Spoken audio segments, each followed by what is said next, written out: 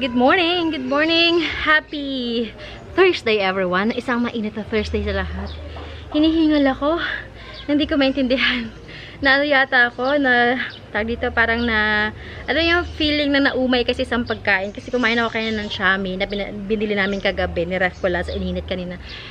Hindi ko alam na sobrang siguro ako ng kain. Parang hindi ko, basta iba'y pakiramdam ko na parang hinihingal na hindi ko, basta. Ay, ito pala dapat ang niripat ko. Nakalimutan ko i-ripat. Okay. So, hi kuya. Init, no? Grabe.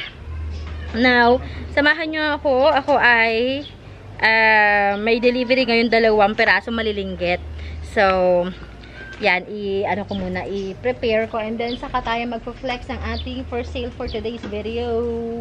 Kunin ko lang ito. Ito pang kasama. Buti nga hindi ito na disgrasya, oh. Matagal na ito naka-reserve. So, ngayon lang ni ma'am ipapa-deliver. Bound to Asiana naman to. Ayan, yung dalawang ito. Ayan. Cute, no? So, yan. I-pack natin ng maayos kasi maliliit. Baka tumalbog-talbog at maganda, sira.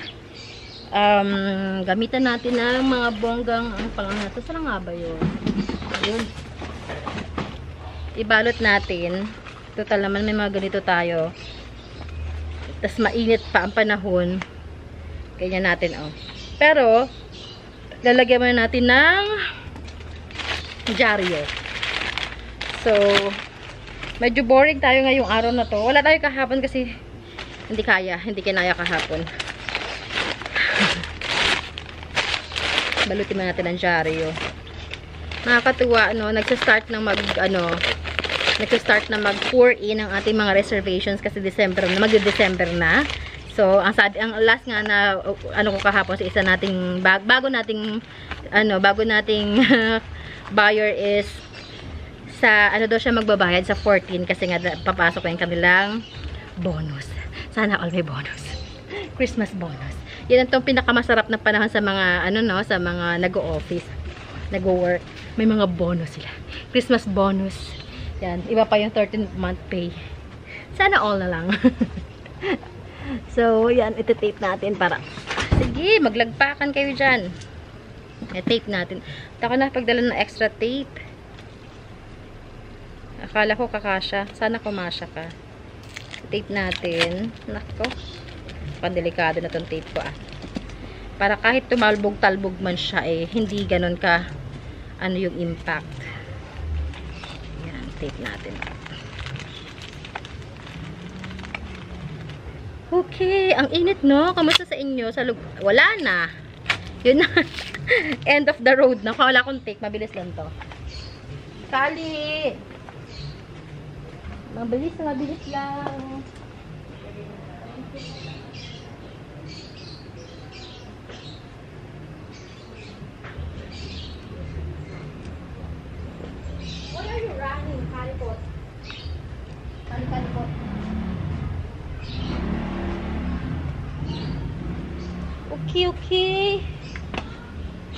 Okay. So, grabe ang bilis ng araw, no? Ano na pangalan ngayon? November 9 na. November 9. My gosh. And few more weeks to go. Pasko na. Parang tinatamad na naman akong mag-Christmas decor. Gaganyan natin siya, oh. Para protected yung halaman. Pag ganyan maliliit at saka konti lang, kaya kong kaya kong balutin ng bongga kasi nga hindi ako mauubusan ng oras. Pero pag madamit malalaki yan, medyo mahirap. O, diba? Para protected ang ating plant pagdating kay ma'am kasi mainit ang panahon. Butasan natin para though may butas na siya, butasan pa rin natin para may dagdag na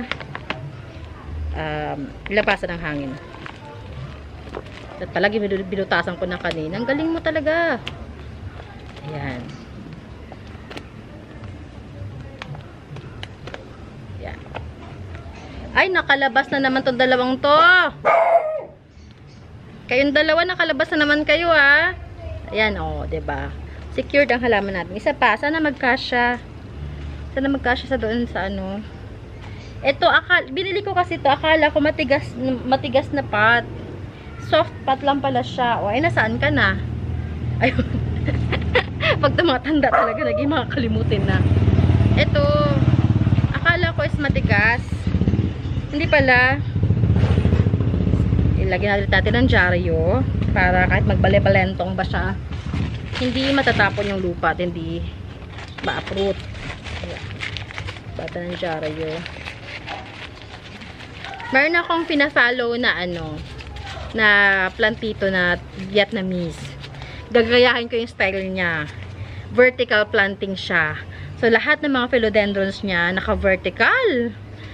Ang ginamit lang niya ay yung PVC, tsaka yung parang chicken wire na pole. Ganun lang. Yun nga lang, medyo pricey ang kanyang media. Kasi ano yung moss ang ginamit niya. Mahal sa atin ang moss. Malay mo, pwede natin gamitin na. Try kong gamitan ng cocoa husk. Baka pwede naman. Pero kung may extra budget, bili tayo ng moss. Para maganda kasi ang moss talaga malakas makatrap kasi ng moisture yun So, kahit hindi mo madiligan, a day or two or mga ilang araw, hindi siya agad-agad nagda-dry. Try natin kung pwede. Kung kakasya. Putasan natin to. Grabe init ngayon, no? Pero sabay Mindanao area nagsisimula ng bumagyo. Normally, gano'n naman talaga sa ganitong panahon, sa may Mindanao area yung mga bagyo. Oy! Ba't nasa labas kayong dalawa, ha? Ha? Uno? At saka Moana? Yung dalawang doggies nung neighbor nakalabas na naman. Pag nakalabas pa naman ng mga to, ay, kasya ba? Parang hindi. Ha? Uno? Ito sa labas kayong dalawa ng nanay mo. Parang hindi yata kakasya. Mababali siya.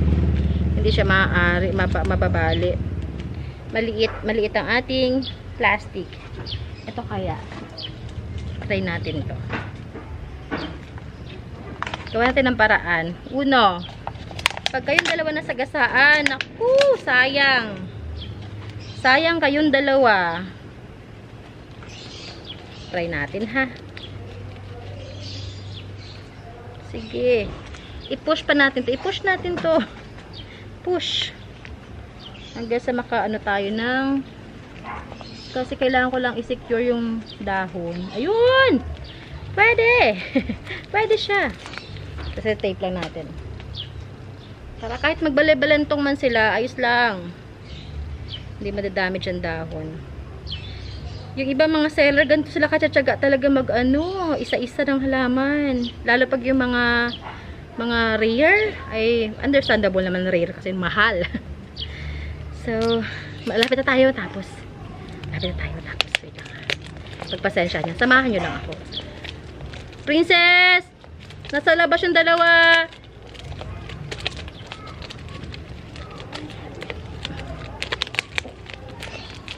Ayan. O, diba ma'am? O, yan. Kahit mabale-balentong to, ma'am. Hindi to masisira pagdating dyan. Dalawa lang talaga siya. Tapos magpapadala lang tayo ng free. Ano kayo magandang i-free na plant kay madam? Sukin na natin to si ma'am. Nag-work siya sa Asiana. Ah, diba? Ay, cute! Na-cute na naman, ano. Ang dalawa sila, oh. Cute. Isa pa, mag-ano tayo ng pang-free kay ma'am. Ano magandang pang-free kay ma'am? Pa-free natin, maliit lang para hindi siya ano nakakagandang free. Hanap tayo for free. Hindi ako nakapag-ready ng free kay ma'am, ha. Hindi tayo ready dun, ma'am, ha. Hanap tayo ng pang-free. Pang-free natin kay madam. Ano pang-free natin? Tapos malalaki kasi itong mga nandito, Hindi ako nakapag-ready. Mamaya na sige, mag-flex muna tayo, no? Ha, sige, flex muna tayo. Mamaya ako idadagdag yung pang-free niya. Cute. Yan, thank you sa pagsama sa akin, sa ating pagbabalot. Flex muna tayo. Ito, ito yung nasa reels ko. Kahapon. Yan, ganda no? Ganda, nagagandahan talaga ako sa kanya.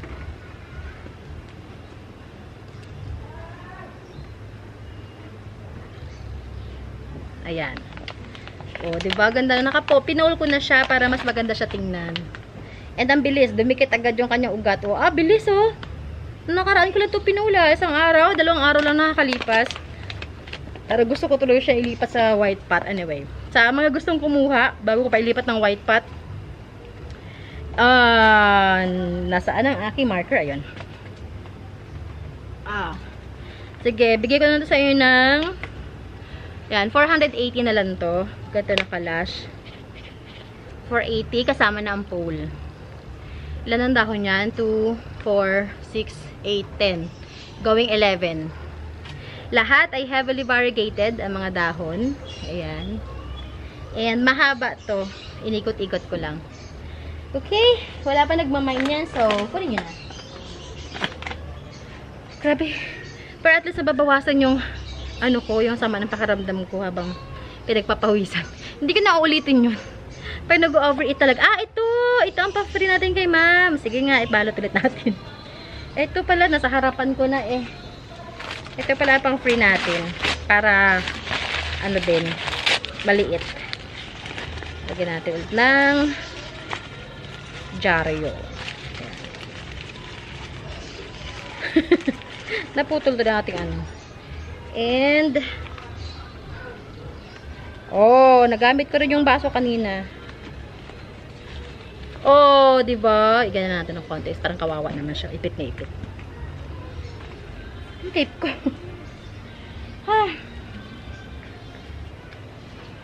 Yung mga hinarvest natin ng mga philodendron noong nakarang araw, hindi ko pa naitatanim lahat. Mamaya, try natin. Pero feeling ko darating mamaya yung mga halaman natin from Mindanao. Kasi sinip yun ng Monday. Normally, Wednesday, Thursday, dumarating na sila. So, baka mamaya darating na naman yung JRS natin. Kilala na nga akong taga JRS dito eh. Para i-deliver sila. Alam na kung kanino yung mga halaman. Kay Jing Magno yun. Okay! Ayan, ready na. Ready for delivery na. Ibubuko na lang sa Lalamove to. Ang cute nila,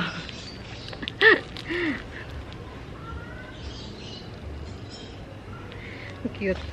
Okay. Alright. So, go back tayo sa ating pag-flex. Meron ako dito ng Cebu Blue. Variegated Cebu Blue na mother. Puno siya. Ayun, nagbigay na siya ng bagong suhi niya. Cebu Blue, variegated Cebu Blue. This one, I'm selling it for only, nasan yung aking marker? Yan. Sige, bigay ko na ito ng 380. Cebu Blue, var.